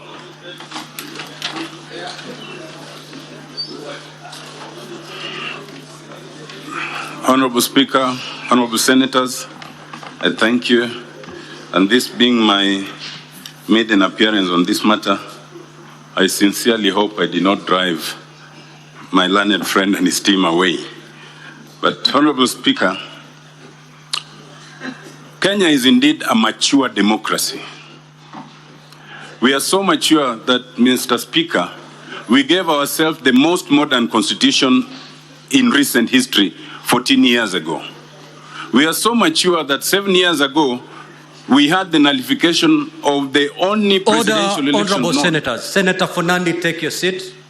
Senator Kipsang, may the Counsel for the National Assembly be heard in silence. Thank you, Mr. Speaker. 7 years ago, we had the nullification of the only presidential election known to history. And today, Mr. Speaker, we are conducting impeachment proceedings unknown to this continent outside of the removal proceedings in a parliamentary system in South Africa. Mr. Speaker, I want to thank you and the Senate for demonstrating the maturity of a democracy. So much so that even when the deputy president is unable to appear without anything on record, this Honorable Senate has accorded the deputy speaker the opportunity, the deputy president, the opportunity for his counsel to be present, and they have voluntarily exited. The right to appear in person or by counsel is a right under Article 145. But like every other right, you can choose to exercise it or not to exercise it. The idea and the fact of these impeachment proceedings being open as they are and being so democratic, even to vote on the procedural motion, shows how mature our country has become. Mr. Speaker, before the 2010 Constitution, we would not have been here for this process for 2 days. We would not have been taking this process in the National Assembly. The president would sack the vice president at whims, including for not liking the color of his shoes.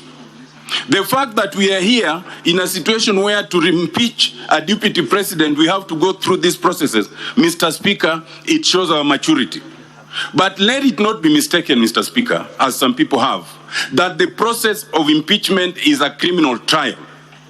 When you hear people ask the mover of the motion, do you have any proof? Can you demonstrate? It means they are confusing this process with a criminal process. It is not a criminal process. Mr. Speaker, what we have in impeachment is a halfway house between the whim before 2010 and the beyond reasonable doubt proof in a criminal trial. In the words of Article 50, all you have to show is reason to believe. Reason to believe. What the lawyers would call just a prima facie case. You do not have to demonstrate beyond reasonable doubt. So all the questions that I had my learned friends putting to the mover to prove, to demonstrate, they look good to the public gallery, but they add no value to the test for impeachment. Mr. Speaker, impeachment is like a vote of confidence or a vote of no confidence. Just the same way when you vote the president and the deputy, no one asks you to justify why, because you exercise your discretion. When you lose that confidence, no one should ask you to demonstrate why. That is why it's a political process. Otherwise, it could have been a judicial process or a religious process. Mr. Speaker, it is important to make two distinctions. First, that in this process, you do not have to prove anything beyond reasonable doubt. That's number one. The beyond reasonable doubt can come later when the other processes come in, like the investigative agencies. Number two, Mr. Speaker, in courts, our courts use an adversarial system where you bring all the documents and you are restricted to what you have brought. The process in this house is inquisitorial. under Article 145 all the way to 149. And therefore, it allows this House to go beyond what the mover has brought or beyond what the other witnesses have brought. And this House has exercised that jurisdiction quite maturely. Mr. Speaker, I want to suggest that the idea of impeachment is one which is legal in process only, legal in process, but political in content and merit. As long as all the legal processes for fair hearing are observed, it is not open to anyone to question the merit in terms of the decision of the National Assembly or the Senate, because the safeguard is in the numbers. That is why before you move it in the National Assembly, you need 117 members. For it to pass, you need at least 2/3. Even in this House, you need 2/3. That is the safeguard. The safeguard is not in the legal technicalities. Mr. Speaker, for that reason, while it looks juicy and it looks very good to the gallery to have that intense cross-examination such as we saw of the mover of the motion, Mr. Speaker, it is irrelevant. It is highly irrelevant, and to the untrained eye, they might think you are achieving much, but you are not achieving much. It must be remembered that the impeachment here is of the Deputy President, not the mover of the motion. So however much you discredit the mover of the motion, you do your client no justice when you do not address the substance of what is moved. Mr. Speaker, allow me to refocus on Article 150. Article 150 makes a very important distinction. And I heard the lawyers of the Deputy President saying that, there's precedent. There is no precedent in our courts in terms of impeachment. There is precedent in terms of removal from office of governors under Article 181. The word used is removal. The word impeachment does not appear in Article 181. But when you come to Article 150, two words are used. You can remove the Deputy President first, Mr. Speaker, under 151A, under 151 is removal. To that extent, the question of removal in 151, you can use the same standards in Article 181. But B, it says, or on impeachment. There is no other provision for impeachment, and we have not undertaken impeachment in this country. For that reason, Mr. Speaker, while the wording might look similar, the principles are different. Because for removal, for example, under 151, it's a strict legal process. You have to show and demonstrate that the Deputy President, has physical or mental incapacity. But when it comes to impeachment, it's a different matter. It's more of a political matter. Mr. Speaker, impeachment is a demonstration of impropriety, of unfitness for office, of it taking political responsibility. Indeed, Mr. Speaker, in a representative democracy, it is the way of unvoting someone you had voted. Otherwise, you would be having a fresh election to decide, should we now remove this person from office? It is too expensive. The fact, Mr. Speaker, that you have 82% in the National Assembly voting for impeachment and 2/3 if it succeeds in this House, you translate it to the millions that it represents. In the National Assembly, 82% translate to about 42 million out of the 50 million Kenyans. That is a significant number. Mr. Speaker, if this House is equally to vote, you translate it to the equivalent number of people it's representing. It is not a heavy matter. If it was any less, it would have been a decision for a single judge. Mr. Speaker, allow me to address two things, then I sit, in terms of substance. One, you have 11 charges. 4 of those charges oscillate around one issue, and that is the utterances by the Deputy President. And the charge is he made insightful and discriminatory utterances to the effect that only those who voted for the Kenya Kwanza are entitled to resources and positions in government in Kenya. That is the summary of that charge. That charge is contained in Ground 1, Ground 5, Ground 6, and Ground 10.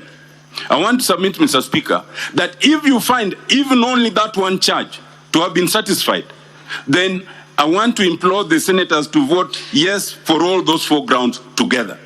Has it been satisfied? Mr. Speaker, those utterances are admitted by the Deputy President in the documents before you. The meanings of those words in their variety is known to you and is known to Kenyans.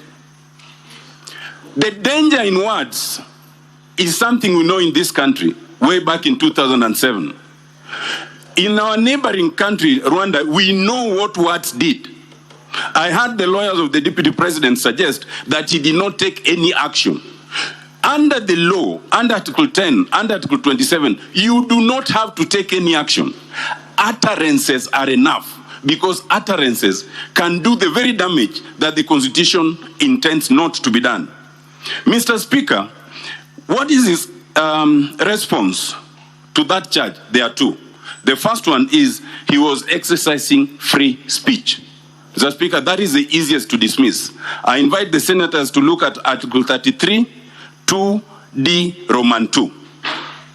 It is express, and it says, freedom of expression cannot include advocacy for discrimination, and that's what he was doing. What's the second defense? That whatever he was saying is contained in the various coalition agreements under the Kenya Kwanza coalition that were filed and signed before election. Mr. Speaker, with tremendous respect, allow me to remind the Deputy President that this is the Republic of Kenya, not the Republic of Kenya Kwanza.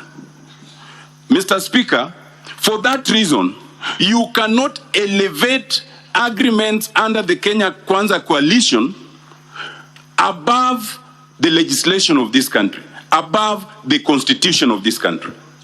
Section 13 of the NCIC Act is very clear that those utterances are unlawful, in fact criminal.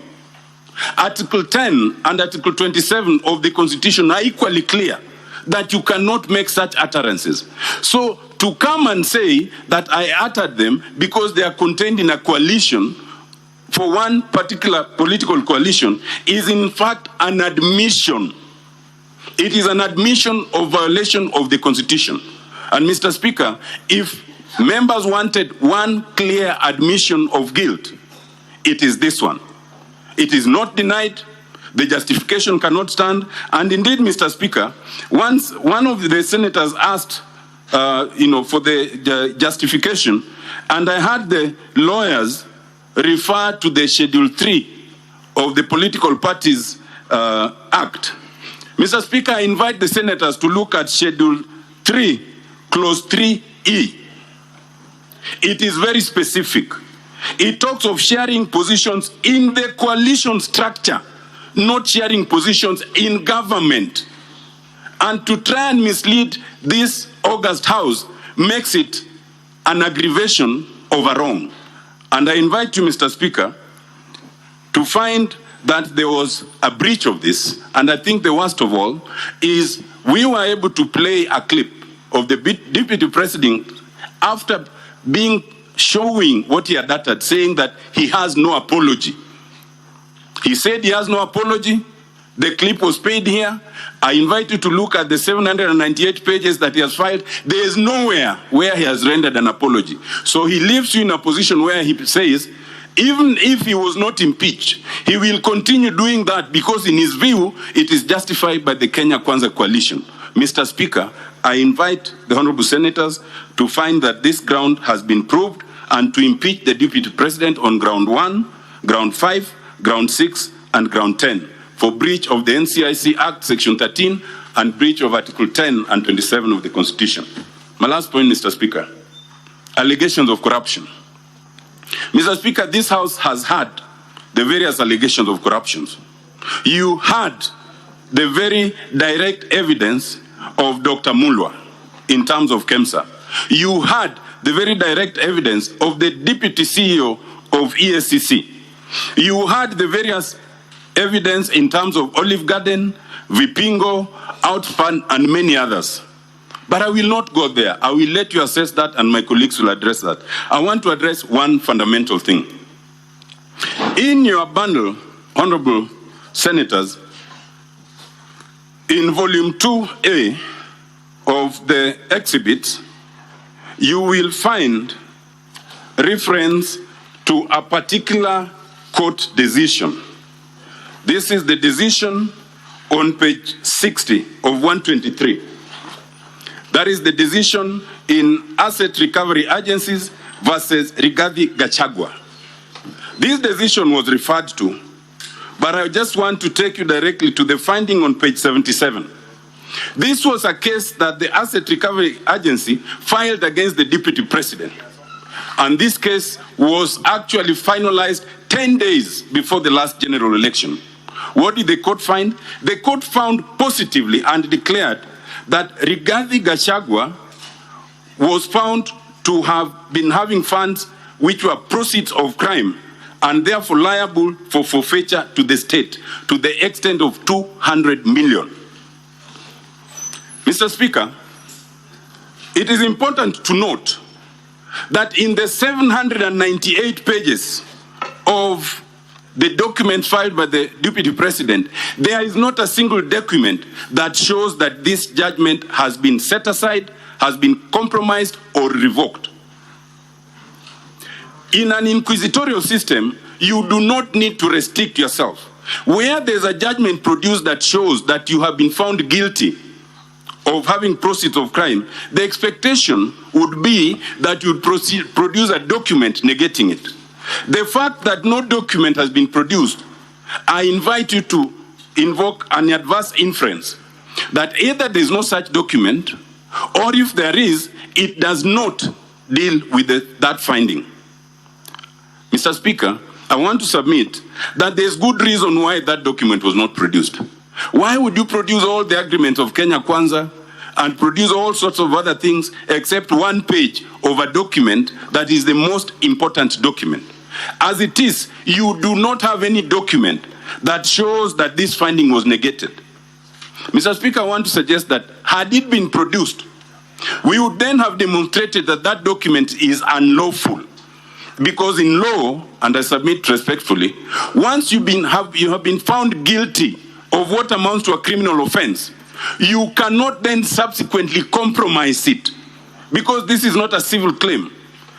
A crime is a crime against the state. It is not personal to the Asset Recovery Agency. And therefore, those findings can only be set aside by positive findings of a superior court, and there's none. So the record shows that Rigathi Gachagua was convicted of corruption. And what that means, Mr. Speaker, that not only was he convicted, but even to come here and allege that he was convicted and thereafter, they entered some sort of negotiation is in itself evidence of abuse of power. Because he was convicted 10 days before election, shortly thereafter, it is alleged they compromised it in what would be an illegality. Mr. Speaker, on that account, ground 7 of the charge must succeed. Respectfully, Mr. Speaker, honorable senators, I plead with you to find the Deputy President guilty of the grounds as charged. Thank you very much.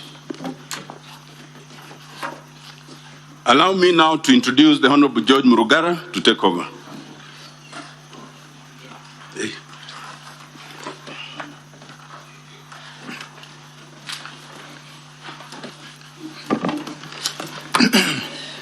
Thank you very much, Mr. Speaker and honorable senators. My name is George Gitonga Murugara, Member of Parliament, National Assembly, and the Chairperson of Justice and Legal Affairs, and I'm here to represent the National Assembly with my colleagues. Honorable Speaker and senators, I'll deal with only one point which supports ground number 11 on the impeachment. And the ground 11 is insubordination and failure to actually act collectively with the other members of the cabinet and the presidency.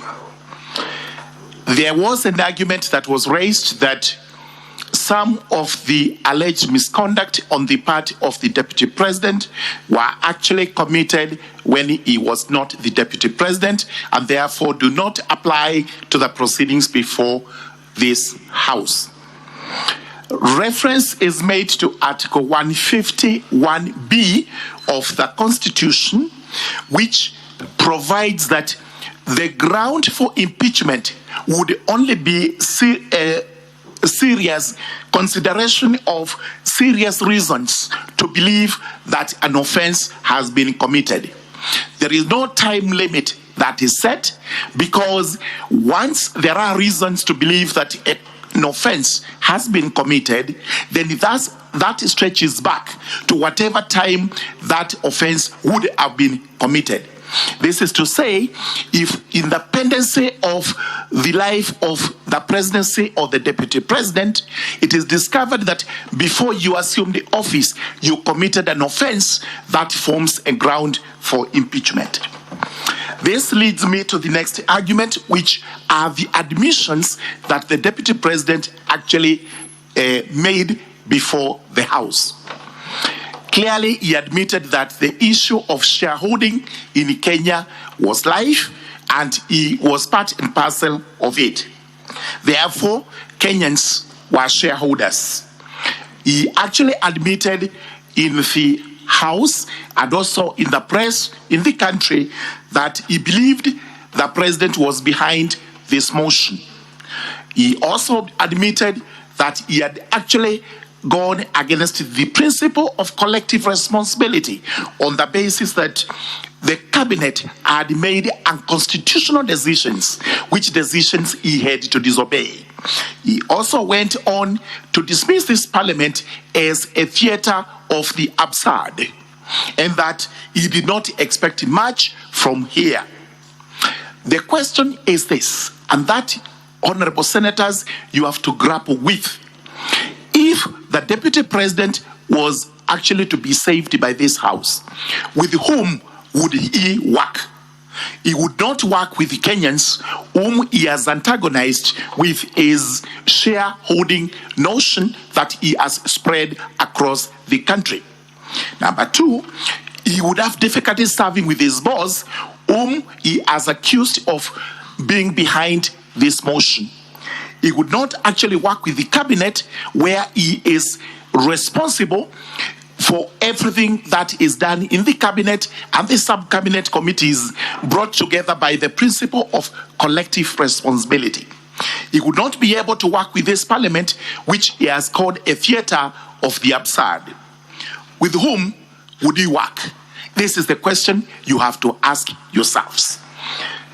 What we have before us today is like a marriage. And I have to draw that analogy because actually the position occupied by the subject of the discussion and the motion, the Honorable Rigathi Gachagua, is now untenable. He cannot hold that position because his position is irretrievable. He cannot work with any of the organs and bodies he's supposed to work with. Therefore, the position being irretrievable, then it means actually he has to be impeached. And I implore upon you to actually do so. Where a marriage is irretrievably broken, you cannot apply any law. The marriage is gone. Whichever law you try to apply, it does not matter. For the deputy president today, we cannot apply any measure of legalese because this is not likely to assist us in any way. The position remains, this is a political process, these political offices they are holding, and therefore they are irretrievably broken. As I pen off, honorable senators, honorable speaker, sir, I'll refer you to a biblical book in the Old Testament, the book of Jonah, chapter 1. And when the senators retire, they can actually look at that, the entire chapter. What happened here when Jonah disobeyed the command from his superior, and that was the deity? He actually had to flee. And when he fled, he took a ship to a different city, not where he had been commanded to go. What remained was, on the journey, the waters were faced with tempest, and eventually the tempest had to be calmed by tossing Jonah out of the ship. The ship here is actually the presidency. The ocean is actually Kenya. Jonah is the insubordinate deputy president who actually cannot work with the entire government and the country, and whose position today, as he holds, is untenable. With those remarks, I urge you, honorable senators, to actually uphold this motion, and to the best of my belief and conviction, not only ground 11, which I have submitted, the rest of the grounds have been approved. Thank you very much. 2 minutes to Honorable Zamzam, who is also going to make a statement and a submission. Thank you very much.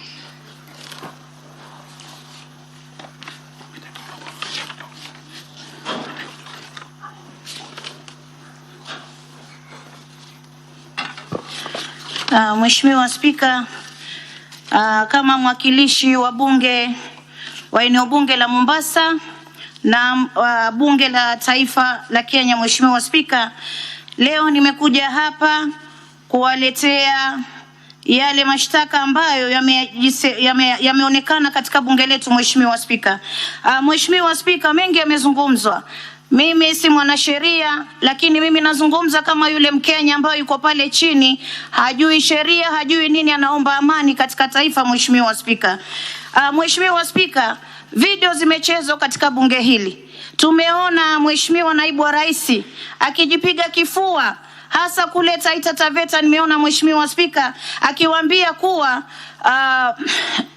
hawana shares, na akawaambia nyinyi kama mnataka hisa muongoje 2027, manake hata rais akinambia mimi niweze kuwaletea maendeleo, na mwambia kwanza subiri niangalie kwenye mfuko wangu wakiwa kama wako kwenye orodha ya kupewa maendeleo. Mheshimiwa Spika, Mheshimiwa Spika, ifahamike kuna wakati mmoja Kenya iliingia kwenye vita sana. Mheshimiwa Spika, tuliona maiti ya kina mama, mtoto hajui mama amekufa, mtoto alikuwa ananyonya matiti. Mheshimiwa Spika, Mheshimiwa Spika, hatuwezi kutaka taifa hili lirudi kule tena. Mheshimiwa Spika, Mheshimiwa Spika, ndani ya Mombasa nina wajane ambao wananitegemea sana. Mheshimiwa Spika, uniletea malilio yao, na leo mimi kama mama kaunti wa Mombasa nalia kwa sababu ya mayatima ambao waliachwa na ndugu ya naibu wa rais. Mheshimiwa Spika, haiwezekani kuwa leo mimi na mume wangu tutafute mali yetu na tuna watoto wetu, kisha akifa ende mbele ya Mwenyezi Mungu nije nipokonywe mali yangu, niache na watoto wangu wakihangaika. Mheshimiwa Spika,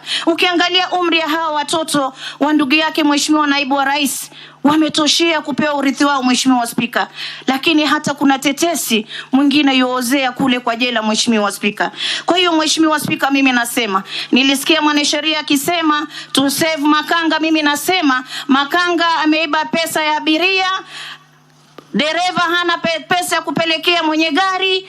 Kwa hiyo mimi nasema wamwache dereva apeleke abiria mpaka station ya mwisho, kisha akifika kule atajua atatafuta makanga mwingine namna gani. Mheshimiwa Spika, hatuna sisi uchungu na watu wa mlima, lakini tunachosema tulikuwa na Uhuru, tulikuwa na Kibaki, tulikuwa na Kenyatta, hatukuwahi kuona mambo ambayo tumeona kwa deputy president. Mheshimiwa Spika, huyu ni sumu, atavuruga Kenya, ataharibu Kenya. Naomba bunge hili la Senate, amani ya Kenya iko kwenye mikono yenu, na waomba mtoe uamuzi wa uhakika. Huyu jamaa hapendezi kabisa kuwa katika nafasi ambayo yuko ndani sasa, na waomba kwa heshima na taadhima tuweze kumtimua leo, Kenya iweze kupata mtu ambaye atamsaidia rais kufanya kazi akiwa ameweka amani na umoja wa Kenya mbele. Asante sana Mheshimiwa Spika.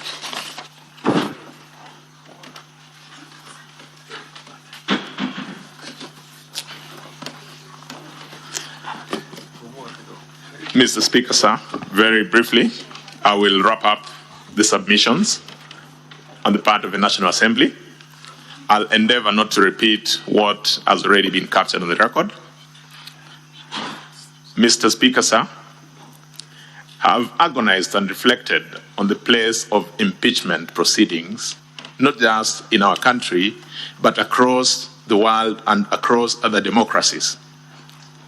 Mr. Speaker, sir, I've had occasion to look at the history, particularly of the United States of America, from the days of Andrew Johnson in 1868, Richard Nixon in 1974, Bill Clinton 1998, and Donald Trump 2019. Mr. Speaker, sir, I asked myself, what does impeachment proceedings seek to serve in a democracy? In my reflections, one of the clear conclusions is that it is a check and a balance through which the populace can then hold their leaders accountable.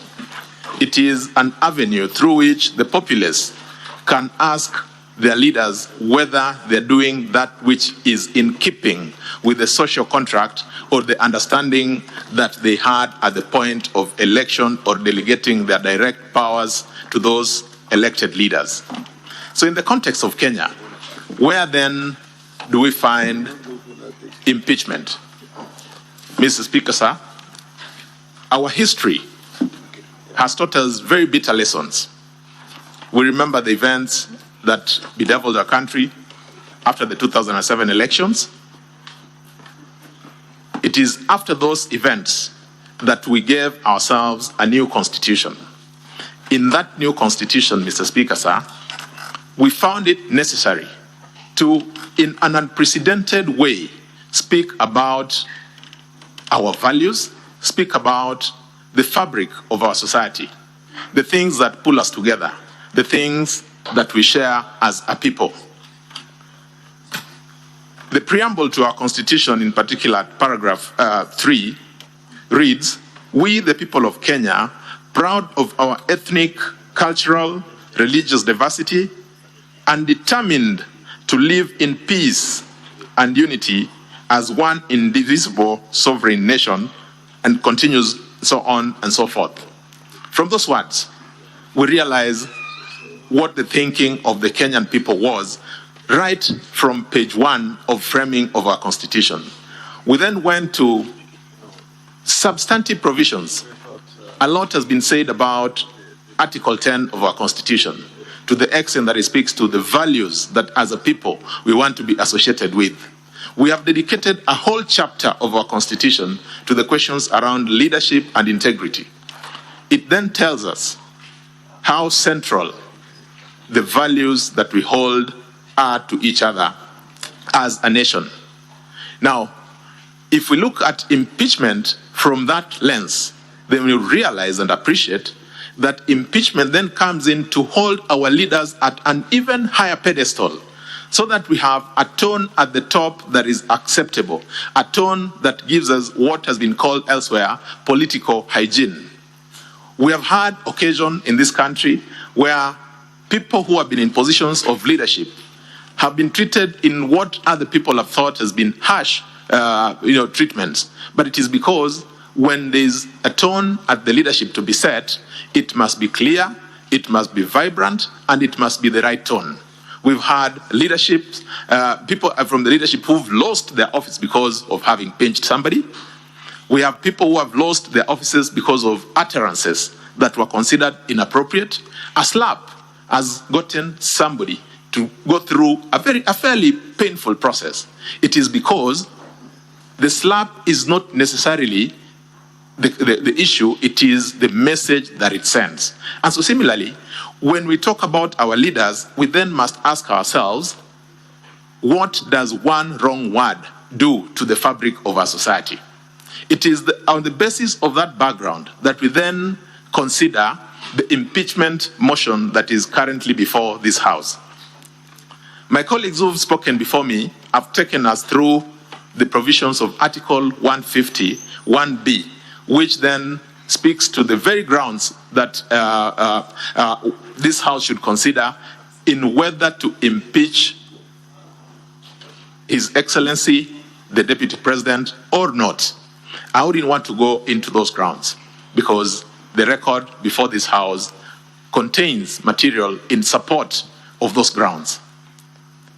I would urge, Mr. Speaker, sir, that now that His Excellency, the Deputy President, has had occasion to present material before this House, that this House could consider in response to the motion for impeachment. When you retire to debate, to deliberate, we urge that you take into consideration the entirety of that material. We also ask that you also take time to look at what the mover of the motion presented before this House, as well as all the witnesses, including what came from public participation. That would give us an opportunity to, in a very objective way, reflect on what and how to deal with the questions that have been presented. I need not go into the specifics of each of the charges, but if I was to give examples, when we have a leader occupying the high office of the deputy president of this country, somebody who is required by the Constitution to take an oath, confirming or affirming to Kenyans that they will not divulge whatever comes out of secrecy, out of confidential conversations that come to their knowledge by virtue of the office that they occupy. If that person then defies that bond or that commitment that they've had with Kenyans, it is a gross violation.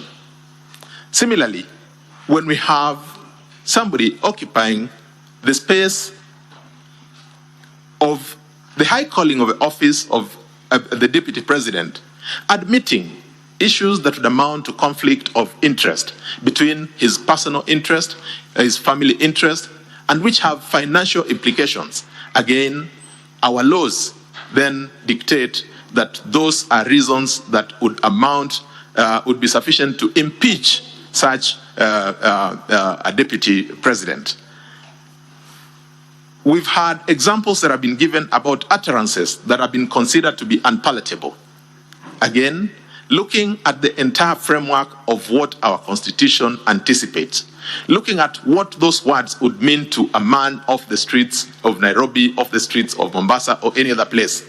If we all come to the understanding that those words taken in their natural meaning could cause some measure of discomfort, they are considered to be divisive, they are considered to be of such a nature as to bring or sow seeds of discord between us as people in this country, then it is the responsibility of this House to speak, and to speak on behalf of the people of Kenya, because it is one way of ensuring that there are checks and balances that flow from the constitutional powers vested in this House.